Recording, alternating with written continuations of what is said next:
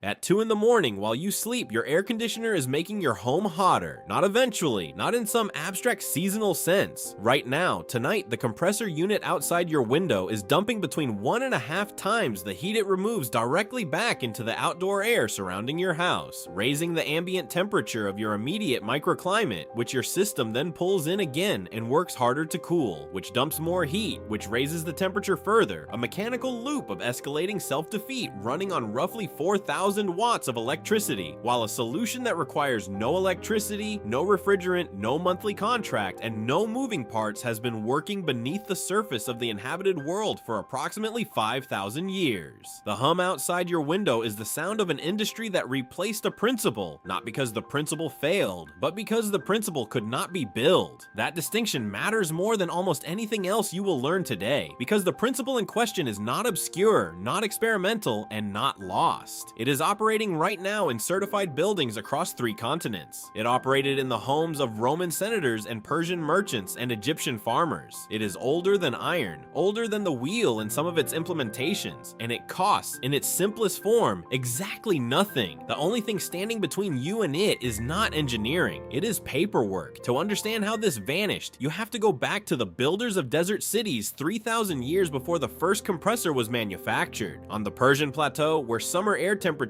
reached 113 degrees and above, builders solved the cooling problem with a vertical shaft open at the top, oriented into the prevailing wind, between 6 and 26 feet tall, built from mud, brick, and plaster, with no moving parts and no fuel source except the rotation of the earth. They called it the Badger. Wind entered the shaft, was directed downward into the interior of the structure, displaced the accumulated hot air upward through a secondary vent on the opposite wall, and the building breathed. By night, when desert temperatures fell 15 to 20 degrees from the daytime peak, the shaft captured dense cool air and drove it through every room. The walls, built thick with high thermal mass, absorbed that coolness and held it like a battery charging in the dark. By noon the next day, the walls were still releasing the cool they had stored at 3 in the morning. Archaeological records across the Persian plateau document these structures in continuous use across thousands of years. Yazd, Iran, still stands as the city with the highest concentration of surviving wind catchers on Earth. This is not legend, this is engineering, and here is the number that changes everything. The thermal lag of a stone or dense concrete wall is between 8 and 12 hours. That means coolness absorbed at midnight is still being released into the interior at noon. The walls do not forget, they do not lose charge like a battery left in the cold. They hold the temperature differential with a physical stubbornness that no thermostat can replicate, because a thermostat responds to the present moment, while thermal mass responds to the last 8 hours of accumulated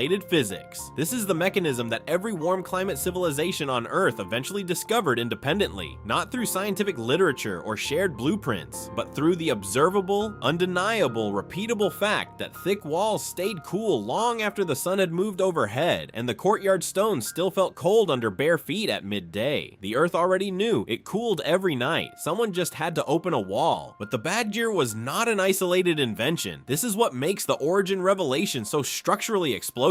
Across the Roman world, Vitruvius documented in his architectural treatise the deliberate orientation of sleeping rooms and summer dining spaces to capture prevailing night breezes. Roman construction in North Africa incorporated thick masonry walls specifically for their heat-storing behavior, a passive thermal battery charged nightly and discharged through the day. In the Islamic architectural tradition, the central courtyard functioned as a thermal chimney of extraordinary sophistication. Cool night air, being denser and heavier than warm air, pooled at the ground level of the courtyard. Rooms opened at low level onto this cool reservoir. As the sun rose and the upper courtyard air warmed, the temperature differential created a gentle convective flow, drawing cool air in at floor level and exhausting warm air upward through the open sky. By midday, the courtyard itself was shaded by the surrounding structure. The mass walls were still radiating stored cool, and the interior remained tolerable while outside temperatures climbed past 100 degrees. Islamic architectural studies have documented interior to exterior temperature differentials of 12 to 18 degrees sustained through peak afternoon heat in traditionally built courtyard structures. 3 continents, 3,000 years, one principle, and then someone invented a machine. Before that machine arrived, the principle had already diffused into every warm climate building culture on Earth. In the American South between 1700 and 1850, the dog trot house captured night breezes through a central open breezeway that split the structure in two, creating transverse airflow through the sleeping spaces at exactly the hours when outdoor temperatures were lowest. Sleeping porches, elevated above ground to catch wind, were standard in domestic architecture across the Gulf Coast, the Caribbean, and the Indian subcontinent. These were not vernacular accidents. They were calibrated engineering responses to the same physical reality the Persians had answered with bad gears. The night is always colder than the day, and architecture can be made to harvest that difference. Every house built before 1900 in a hot climate was, in some sense, a machine, designed around the nightly cooling event tuned to a temperature cycle the planet has been running on schedule for longer than any human institution has existed. The mechanism itself, when examined closely, behaves like a living organism. Warm air rises. It always rises. A house with a low intake on the cool north face and a high exhaust at the south-facing roofline creates a stack effect. As interior air warms during the day, it rises and exits through the high vent, drawing cooler replacement air in at the bottom. At night, when outdoor temperatures fall and the interior is still warm from the day, opening low windows and a high attic exhaust flushes the accumulated heat out in minutes. Research from Lawrence Berkeley National Laboratory on passive night ventilation has documented that a properly executed nighttime flush can reduce next day indoor peak temperatures by between 7 and 14 degrees compared to a sealed building with no ventilation. It did not need a thermostat, it needed geometry. What makes this truly remarkable is the convergence. Hassan Fathi, the Egyptian architect whose 1973 work documented the revival of Islamic courtyard cooling in modern construction, measured interior temperatures in traditionally built courtyard houses against adjacent mechanically cooled concrete block structures during Egyptian summers. The courtyard buildings were cooler at peak afternoon heat. They used no electricity. They required no maintenance contract. Fathi's documentation remains one of the most precise comparative records of passive thermal performance against mechanical cooling in the published architectural literature, and it confirmed what every ancient builder already knew through practice. The system worked, and the system was free. The system did not require a licensed technician. It did not require refrigerant recharge every 3 years. It did not require a warranty card or a service agreement or a frantic phone call in August when the compressor failed during the hottest week of the year and the earliest available appointment was 11 days out. It required thick walls, a deliberate opening, and the reliable physics of a planet that has been cooling itself every single night for 4.5 billion years without billing anyone for the service. But then something happened. In 1902, Willis Carrier designed the first modern mechanical air conditioning system for a printing plant in Brooklyn. The engineering problem he solved was humidity control, not temperature. Cooling was a secondary effect. The machine worked. It worked extremely well in industrial and commercial contexts where humidity control was critical and where the economics of large-scale installation made sense. But residential deployment required a different justification, a different sales argument, and a different financial architecture. By 1950, fewer than 1% of American homes had mechanical air conditioning. By 2020, the figure had reached over 90%. That is not adoption, that is infrastructure replacement. And here is the real reason this disappeared. The machine did not defeat the principle. The paperwork did. Federal Housing Administration underwriting manuals from the 1940s and 50s began encoding assumptions about residential comfort that favored sealed, mechanically conditioned structures.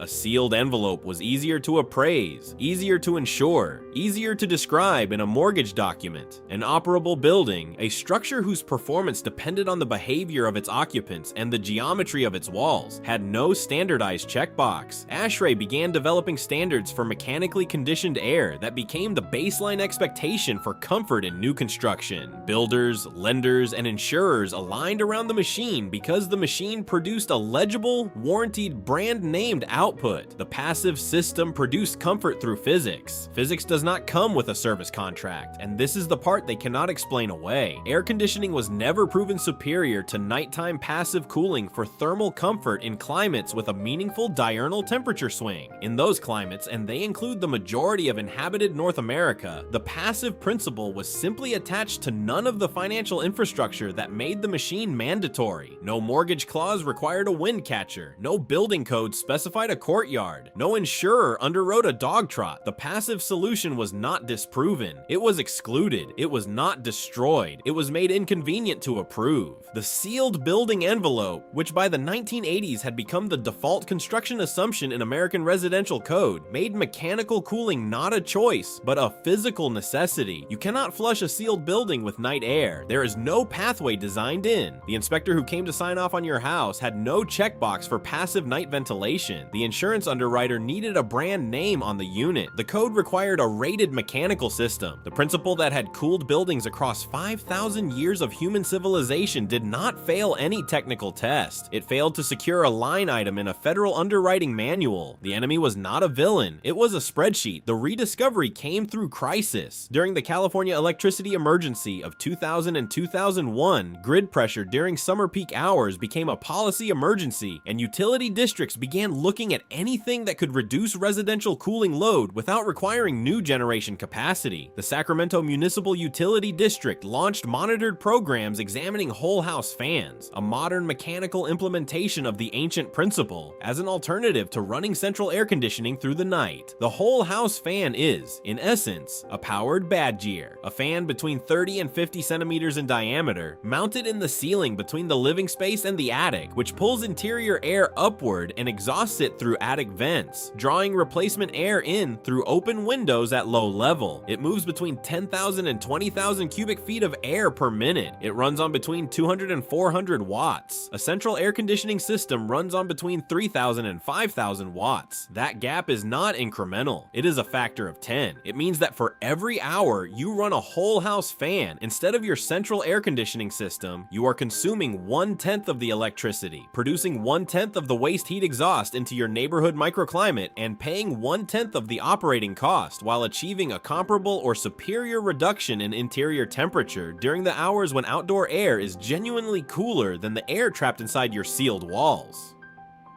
CEMUD monitoring documented peak cooling energy reductions of between 40 and 70% in homes using nighttime ventilation with whole house fans compared to sealed homes running mechanical cooling around the clock. It cost $300 to install. It paid back in one summer, but then the code arrived again. Newer energy efficiency standards, written with the stated goal of reducing air infiltration in sealed envelopes, began classifying operable windows and attic exhaust pathways as liabilities rather than assets in the thermal performance calculation. Homeowners associations and sealed envelope subdivisions began restricting visible attic vents and exhaust grills as aesthetic violations. The state energy code proceedings in which these decisions were made were attended by mechanical system manufacturers and utility company representatives. The passive cooling advocates, when present at all, had no equivalent financial infrastructure to sustain their participation across years of committee meetings, across dozens of state jurisdictions, across thousands of pages of technical commentary.